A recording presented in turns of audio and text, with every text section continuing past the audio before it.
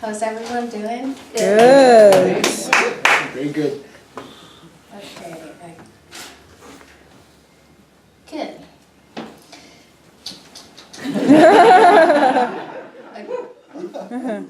What I didn't know. There were many things about my dad I learned through family stories. Every time one of my brothers reacted to something and my mom said immediately, "Te pareces a tu papá," you look like your papa, I could imagine him doing the same things. Each of my 4 brothers seemed to have an element of my dad's personality. Nielsen, with his straightforward answers and short temper. Nelson Jr., pretentious, saying things like, "I know I'm good, I'm the best." Kelly's talent for baseball and his stubbornness, "I know better." Dennis got most of my dad's physical looks. The square jaw, like most of them have, but also the high cheeks and the wide back. My mom says Dennis looks a lot like my dad. I knew my dad in a different way. I knew him in a bed, every morning reading the newspaper with his long arms, with his beard turning gray, and his shiny, oily hair. I knew him in a bed, no walking, smoking sometimes, naked, taking showers in a wheelchair in the patio, with his heavy, long legs that couldn't move. I knew the man, depending on the food my mom would ask me to bring to his room and at lunchtime. I knew him humble. My uncle would tell me stories about my dad's angry responses to their visit to our home. Your dad would step out of the door and say to me, "You're not coming in this house. You come here to take what Agatha and I have," my uncle told me. My mom will always get mad at my dad's sin and his arrogance. My uncle explained this to me. They always laugh because less than 5 minutes later, my dad will forget what he did just said and shout and drink with my uncles like nothing happened. My mom talks about her fights with my dad talks about her fights with my dad because of his drinking. I hate it when the weekends come. Nelson would go out and drink again. She once told me, she said to him, "You're a weekend alcoholic."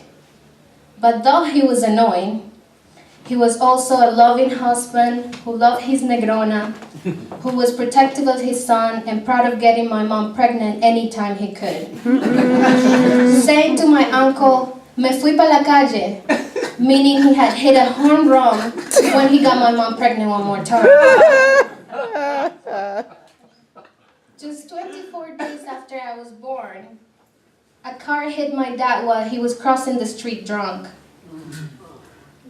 The oldest of my brothers was 17 years old, and the other ones followed him, 15, 12, 9 years old, and my sister was 2. At that time, my dad was the only one who brought money home, working as a laborer at a paper factory. My mom had been a stay-mom since her 4th son was born. Before that, she had worked at a ceramic company since she was a teenager. Everything got complicated after the only breadwinner at the house could not work anymore.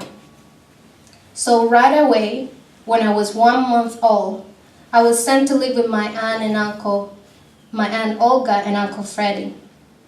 I was adopted by them as if they were my parents.